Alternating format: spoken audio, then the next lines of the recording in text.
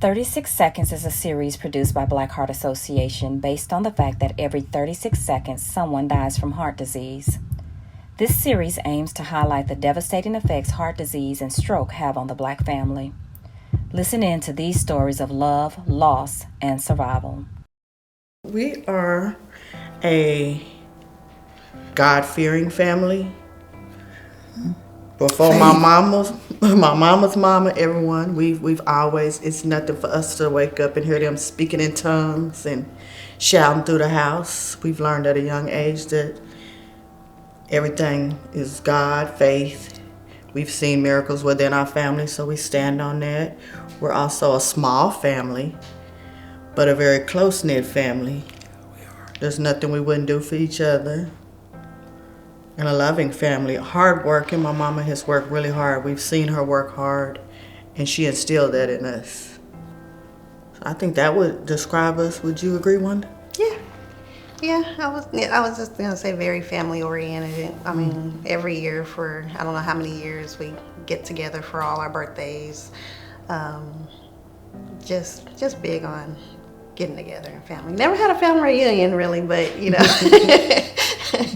But all the holidays and birthdays, if you name it, we're always together. I would say strong because, you know, she was a single mother. You know, it's me and my sister, and we have 2 older brothers as well. And so just seeing her manage the 4 of us, and we're all like 3 years apart, says a lot. And I could say, I feel like, you know, unless she hit it good, we never went without, you know. So she did a good job providing for us, clothes, food on the table. I mean, we always had nice homes. So she did it, you know, just looking at her just like, wow, you know. They didn't grow up, and just I'm so proud of them because they have their own families now. And it makes me proud of them. And I was, I worked I was a nurse, and it was so. I didn't even realize it. You know, I kept having this feeling that I had a knot in here, and I kept showing it to my daughter, and I kept it where I was working. I still got this big old knot here, you know. And I never thought it was cancer. And when I went, I was just, first I started thinking, God, why? And, you know, I just start praying, you know. When she called us, it was more of, she wanted to talk to us, you know. So if my memory serves me right, we met at the house, and you know, Well, I knew she had, you know, was dealing with the lump, so I automatically knew that it wasn't good news. I could hear it in her voice. We'd had previous deaths in our family from cancer, so I automatically, and I tend to do that, go to the end of the story. And so I was already fearful, the way you endure when you have cancer. And so I was fearful for her, and I was hurt, and I was angry. Anger more than anything. I'm still real angry. I'm still dealing with that. Anger more than anything. I think more it's like Mom was saying, why her? Why her more than anything? I'm still there. I'm still on why her. As I look at it today, that wasn't the monster. yeah. We thought that was the monster, and we was excited, but the bigger monster and the biggest heartache was just right there waiting right after. And then too, I feel like it's been a journey. So, you know, you get the news, you go to surgery, you go through that 5-year mark where you're in recession, and then it came again. Mm-hmm. It came again to her other breast, because Mom did not want to do a bilateral, so she only had the one removed. So then it came to her other breast, like right at the recession. Yeah, 5 years. And so we had to go through that whole ordeal again. Then she had the double mastectomy. Yeah, and so at that time they didn't want to do the radiation because during that frame, that's when we already have dealt with the weakening of the heart and stuff. So they didn't even do radiation at that point. Or, no, they did radiation, I'm sorry, no chemo. All I could do is just pray. That's all I could do, just believe, just hold on my faith. That's all I could do. I didn't know how, but I knew that I got to hold on to my faith. It was hard for her. It really was. Because I remember, after the second one, being in the mirror and be like, I think not questioning being a woman, but it was those comments on the line of, not having breasts, how can you look at yourself as a woman, without, those type of conversations. And of course, what she said too. Because Mom is a stuffer. For as long as I can remember, she's been that way. And I think before I got into mental health, I never realized that until once I got into mental health and psychology, and I realized she's a stuffer. She puts on a very strong facade. And not that it's a bad thing. She does it for us, and she does it for the grandchildren. But I could see her hurting behind that. And I think we've always had that type of connection. I can see past it. And I tell her all the time, it's okay to say I'm not okay.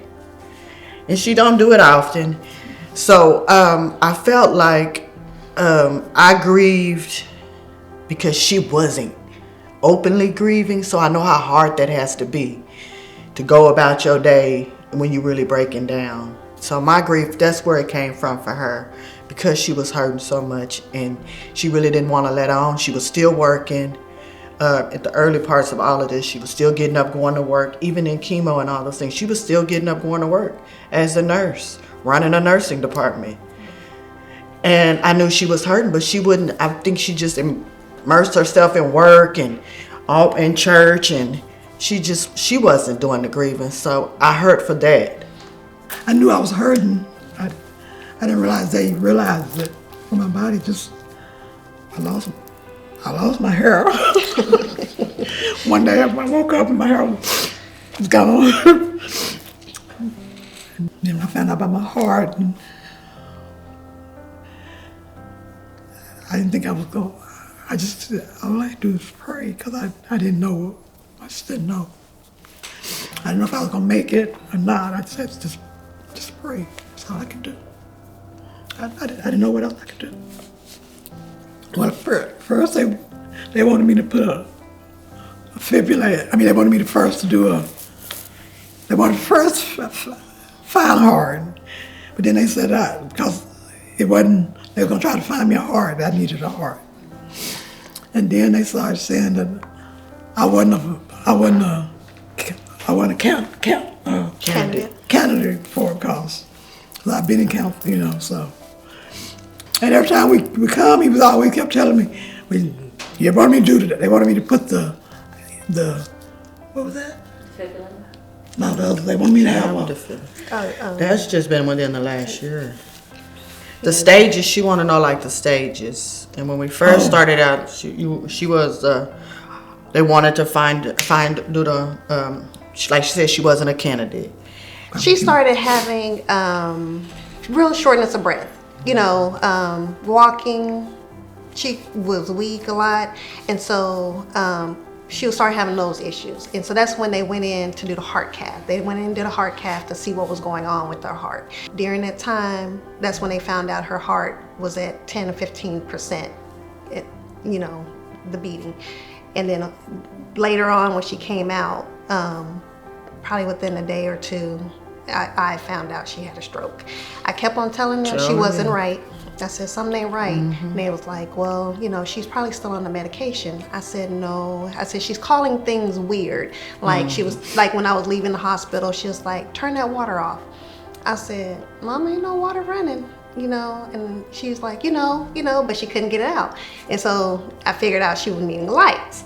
And and it was something else, like she couldn't read her cards. Yeah. We had given her, people had given her a card. She loves cards. She couldn't read them. And so I called the doctor. I said, and so he's like, you know what, I'm gonna go up there because she was with Dr. Horton at that time, and he was very good and attentive. Yes. And He so was great. when he went up there to check on her, he called me and said they looked at, I guess, the surgery and stuff like that, and found out she had a stroke during the procedure. It was a duration of 3 days where we kept saying something ain't right. She didn't know people's names. She would try. She had a pen, and she went like this and couldn't even write. And we was like, no, and they kept saying, oh, we gave her a lot of sedation medication. Let's just wait for it to wear off. Well, my sister kept calling, and finally they did the test. That's when they were able to come back and tell us what we had already been telling them, which the stroke opened up a whole nother can of worms for her. I was devastated. I was like, what else? What else? Could happen. I didn't so much. That was hard. I went for an outpatient procedure. I was working, and I was just gonna go for outpatient, come back to work, and Changed your life. my new news is my kids. For the most part, they try to take care of me, and I was living in. I had my own house, and I didn't even. They just. I know they have my heart, they have my Best interest. best interest. But they just took the house, moved me somewhere else. They never asked me. Mom. Okay. No one ever said nothing. I know that the doctor was trying to send me in a nursing home, but I guess they. When we went through the second round of breast cancer, she plummeted. She started bleeding real bad afterwards. She came home, but then her bag kept filling up with blood, so I took her back to the emergency room. And so apparently, her bag, I don't know what they're called, but Dressing change. yeah, it kept filling up. So I took her immediately back to the emergency room. And then come to find out, I don't even remember exactly what it was, but they ended up having to rush her back and do another surgery to fix whatever issue it was. So she was in ICU for at least a few days. And at this point, we didn't even know if she was gonna make it because she had bled so bad. And overnight, and I remember the nurse was like, well, the doctor told the nurse, she was mad because she was like, why didn't somebody call me? Because I guess when I took her back, she was still losing blood, but the nurses never called the doctor. And so she had lost so much blood. And that morning on my way to work, because I was stopped by before I go to work to check on her before, she was delirious. She did not know who I was. She didn't know where she was. And I'm just like, what's going on? And so she had lost so much blood. And they had to get a blood transfusion, rush her up there to do a blood transfusion. Yeah. And the outcome just was really scary because at this point, because she lost so much, we called the family. Well, and you too, when it goes back to the type of care that we've received, they had her on a floor that was not even for heart. Yeah, that's true too. Yeah. So the nurses that were treating her were not trained in heart. They put her on a floor that was not the heart floor. So that's why we had that big gap of miscommunication, nurses not informing a doctor that she had lost so much blood. Yeah, they were just. And we reached out to attorneys at that time as well. But I think when she asked Mama her norm, that's her norm. But I just was saying, because Mom said we took her house. Well, Mama went through. That's her feelings. I know. You can't. But I know. But I'm just saying, because when she was under, because me and Janice had this discussion, because she was like, Mom don't want to be on a ventilator. And so it was just like, at that time, we had all the family at the hospital. Me and Janice came to the house actually to take a shower and change clothes and stuff, and we were talking. It was like, she don't want to be on the ventilator. It's been, I don't think at this time, probably like 2 days and stuff where she's still under and stuff. And then we got the call from, I think my aunt or my grandma, I can't remember at the time, and said, she's woke. She is woke. So we rushed right back up there. And so it was, Mom was sharing her I'm gonna say her dreams or her talk with God during that time. And she told me, she said, you know what? I'm gonna move in with you. Cause that's been my struggle. Yes, you did. And so that's been my struggle because I have always tried to get her to move in. And I said, oh, Mom, I said, this is exciting. I said, I should get this in writing, or I should make you say it again, record it or something so you won't change your mind. So yeah. And so during that time, and then of course she was healing and she told me, she was going to move in. I did. I was like, okay, I'm going to jump on it now before she changed her mind. And so while she was going through her healing, I did make the point, I got, her house packed up and, moved her in. I did. He did. I did talk to God. And he talked to me about some stuff about my grandkids. And he talked about me about my son. And he just brought me, it seemed like I was, like enough, but so like, and I just kept, seemed like it was he kind of encouraged me and made me, but God. So I remember I woke up and saying, but God, because all I could say is, but God. I can honestly say with taking care of Mom, it kind of put more of a light on trying to take care of myself because, I had a tendency to, I'm not gonna say self-medicate, but like, I'm not going to no doctor, that type of thing. I'm a Googler. I'm one of those Googlers, so, but then now, when my mom's staying with me and going through that, and if I don't feel good, she'll tell me, now you always telling me to go to the doctor, why don't you go? And so I keep that in the back of my mind now that, I was always telling her to go. So I try to go now more often and get my PAPs done on a yearly basis and my mammograms, just trying to make sure I'm on top of my health now versus trying to take the back seat and be like, oh, I'm healthy, I'm okay. I'm in the mental health field, so I know how important it is. So I'm in therapy, and I've been to therapy just to address a lot of the anger and the hurt. Because it's been a drastic change. Just to watch, before you even talk about caring, just to watch, it's been traumatic to say the least. Because you got to realize, like Mom said, she get up and go to work, drive herself, all those things. And to see all of those things taken from her is devastating. So I've done therapy. I still do a lot of therapy. I have a strong support system. Everybody in my life now are people who I can pick up the phone and say I'm having a bad day, or sometimes they just listen to me cry and they understand. I think that's been the bulk of it. Medically, not quite there. I don't do my mammograms and things as I should. I'm gonna do better. And I think it's more so a fear, a transference of fear. All the things that I've watched her go through, I just haven't been able to get past the fear for myself. And that's something I'm gonna work on for 21. But just educating myself as well, because if I educate myself, I can educate Mom on mental health.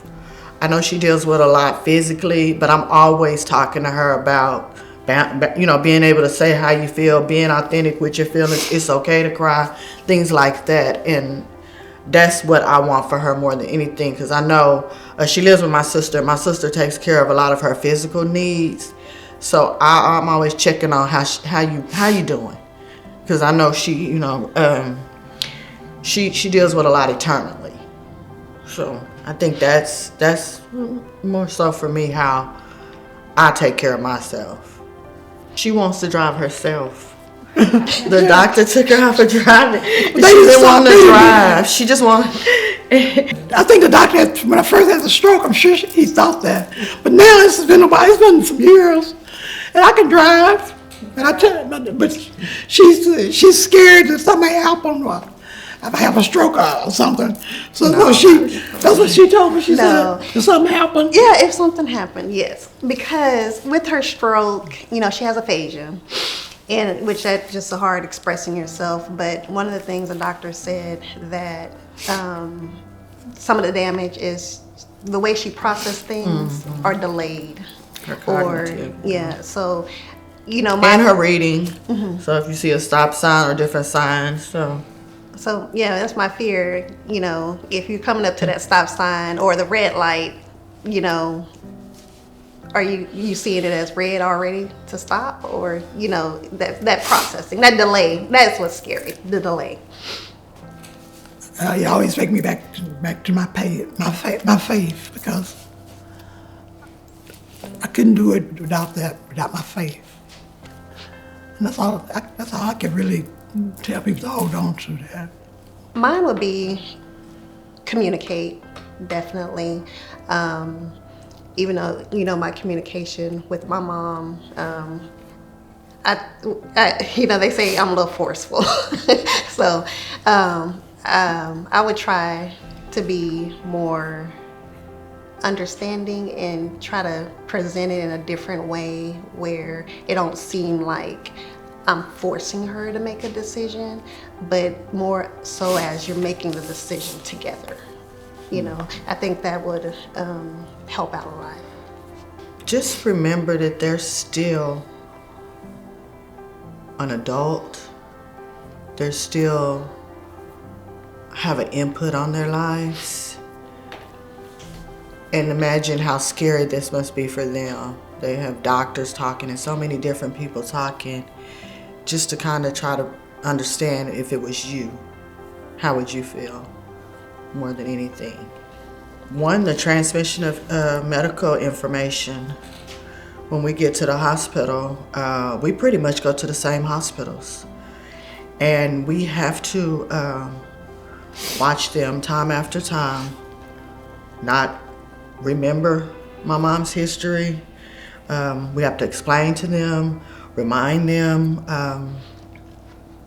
They ask her questions that she cannot answer due to her aphasia or the stroke. But if you're looking at the chart, you'll know that. We've encountered everything you could think of. Better bedside manners. They rush the care. It's rushed. And when they're rushing, mistakes are made. We just had that incident take place. Be more prepared. They come into the room and haven't looked at our chart. Asking questions that are in the chart. Read on your patient before going in there, because that'll help out a lot. Because you can have 3 different doctors that come in back to back, and you have to say the same thing over to each different doctor. Instead of, treat your patients as human beings instead of a number. This is room 26, Yeah. I know it's nurses and everybody has to be busy, but you have to treat like that's your only treat. That's our only patient. Yeah, treat them like they are the only one. Although maybe you have 4 of them, but still treat them like that's the only one there. You've done an amazing job.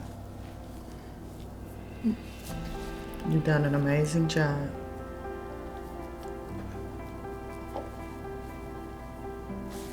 I'm so proud of you.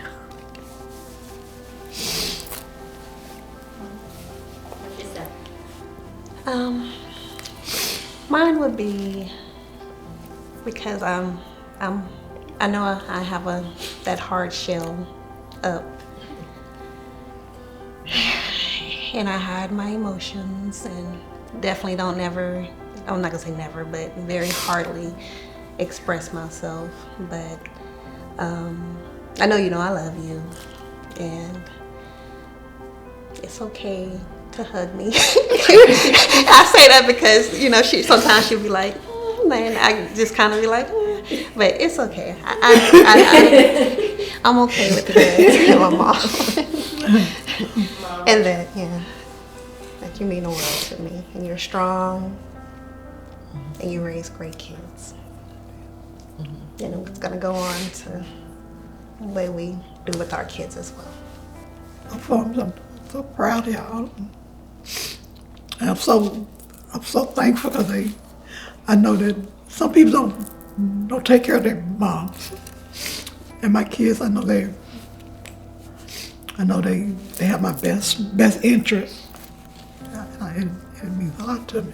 And I tell them, I still try to tell them about my faith, and so they can know they can use it, not my faith, but they need to know God as for themselves.